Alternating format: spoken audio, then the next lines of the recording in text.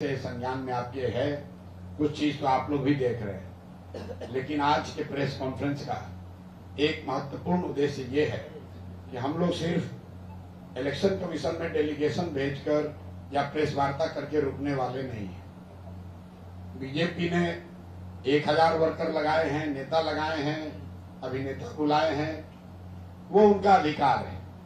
लोकतंत्र में हर पार्टी को ये अधिकार है कि वो जितना ताकत लगाना है लगाए, जो भी लोकतांत्रिक तरीके से अलाउड है वो आप कर सकते हैं। जनता उसको देखेगी कि भाई एक प्रशांत किशोर को हराने के लिए अपने गढ़ को कहे जाने वाले बांकीपुर में बीजेपी को कितनी ताकत लगानी पड़ रही है, कितना संसाधन, कितने नेता लगाने पड़ रहे हैं। और एक तरीके से जनसुराज से हम लोग बहुत खुश हैं।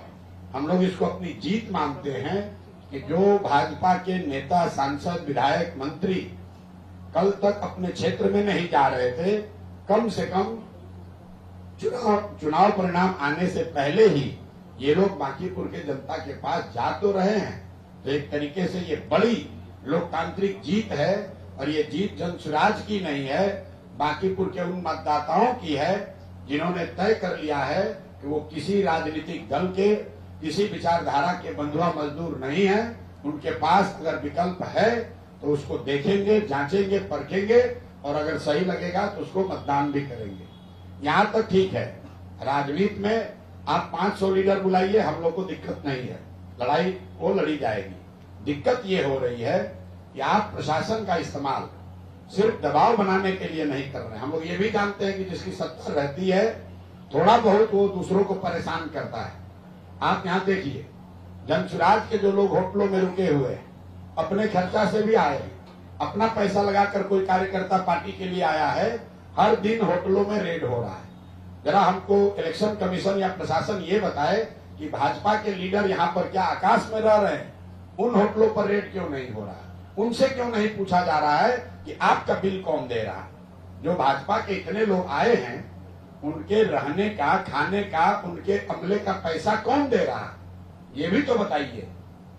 लेकिन सबसे आगे जो कल घटना हुई है, पटना के डीएम ने जो ऑफिशियल ट्वीट करके ये फिर से वही घिनौना काम जो नवंबर 2025 में हुआ कि वोटरों के जागरूकता के नाम पर जो सरकार के हाफ पेड एम्प्लॉई हैं, जीविका दीदियां हैं, उनके जरिए फिर से महिलाओं तक पहुंच के उनको ये बताना कि अगर आप एनडीए को, भाजपा को वोट नहीं देंगे तो सरकारी सुविधाएं, आपका अनाज, आपका पेंशन, ये सब बंद कर दिया जाएगा।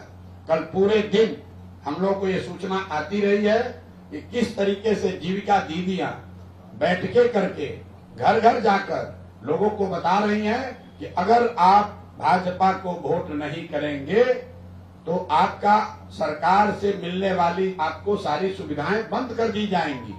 और ये तब हुआ है जब डीएम ने अपने ऑफिशियल हैंडल से ये ट्वीट किया है कि जीविका की दीदियां यहाँ पर, और सिर्फ पटना की नहीं, पटना के इर्द गिर्द के कई इलाकों से जीविका दीदियों को यहाँ लगाया गया है, और उनको ये जिम्मा दिया गया है कि घर घर वो जाएं और महिलाओं के बीच में बैठकर जागरूकता के नाम पर भाजपा के लिए वोट मांगे, उनको लालच दें, उनको डराएं।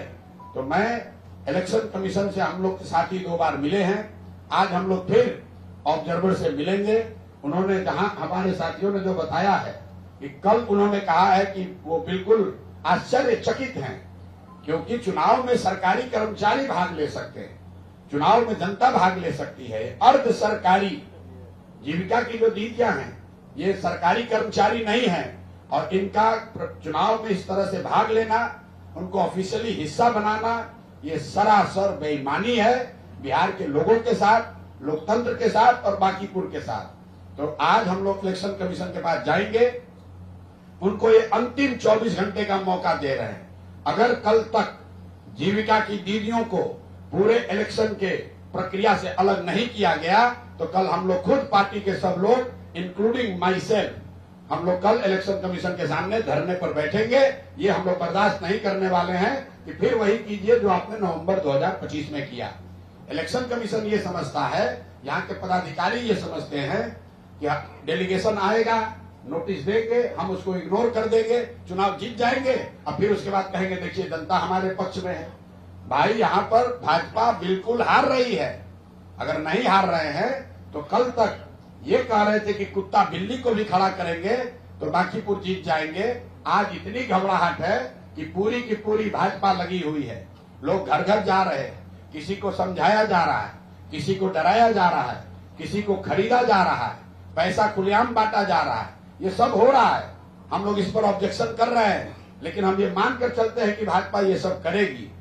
लेकिन जिस तरीके से सरकारी कर्मचारियों का इस्तेमाल आप कर रहे हैं, जीविका की दीदियों को, हजारों दीदियों को लगाकर, चूंकि ये महिलाएं ये माध्यम है कई सरकारी योजनाओं को महिलाओं से कनेक्ट करने के लिए, ये जब जाकर कहती हैं कि आप वोट नहीं दीजिएगा तो आपको अनाज मिलना बंद हो जाएगा, वोट नहीं दीजिएगा तो आपको पेंशन मिलना बंद हो जाएगा, ये सरासर बेईमानी है।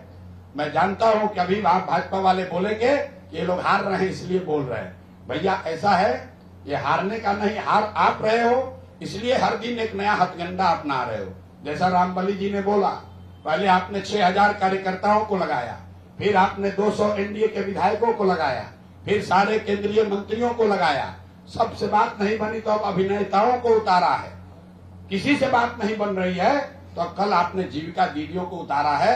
कल मुख्यमंत्री की बैठक हुई, कल सभा हुई है, आप लोग सब पत्रकार वहां हैं, जरा जाकर देखिए कि कितनी जीविका की महिलाएं उस बैठक में आई हुई थी। पूरे इलाके से सरकारी खर्चे पर जीविका की महिलाओं को बस में भर के बाजाबता टारगेट देकर कल सभा की गई है। यहां तक भी चलिए मंजूर है, आपको भीड़ दिखा रहा है, दिखाइए, बांकीपुर की जनता उसको समझेगी। लेकिन जो यहाँ के सरकारी योजनाओं की बेनिफिशियरी महिलाएं हैं, उनको जीविका के माध्यम से जो धमकी दी जा रही है, उनको परसुएट किया जा रहा है, उनको ये बताया जा रहा है कि अगर आपने भाजपा को वोट नहीं दिया तो आपको मिलने वाली सुविधाएं बंद हो जाएंगी। ये सरासर अन्याय है, गैर कानूनी है, गैर संवैधानिक है। अगर चुनाव आयोग अगले 24 घंटे में इस पर संज्ञान नहीं लेता है, माननीय डीएम महोदय, अगर वो इसको अपने ट्वीट को हटाने से नहीं होगा, उनको ऑर्डर पास करना होगा कि कोई भी जीविका से जुड़ी हुई महिला